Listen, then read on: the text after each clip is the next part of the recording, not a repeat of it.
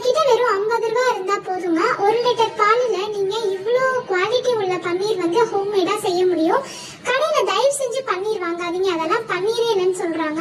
எனக்கு இவ்வளோ கியூப்ஸ் வந்து கிடைச்சிருக்கு. பன்னீர்ல நிறைய நியூட்ரிஷன்ஸ் இருக்கு. ஸோ வாங்க எப்படி வீட்டில் செய்யறதுன்னு பார்க்கலாம்.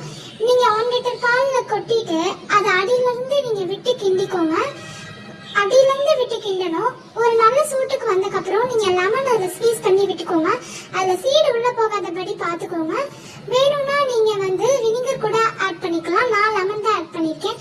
நல்லா இந்த கன்சிஸ்டன்சில வந்துடும்.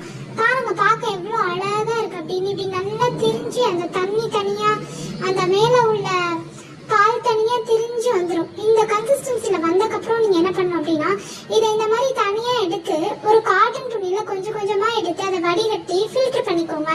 லைக் அந்த தண்ணி தனியா அந்த நம்ம மேல எடுத்திரிஞ்சு வந்த அந்த கன்சிஸ்டன்சில வந்ததுக்கப்புறம் நீங்க நல்லா ஃபில்டர் பண்ணிக்கோங்க. அப்புறம் தண்ணி ஊற்றி வாஷ் பண்ணிக்கோங்க.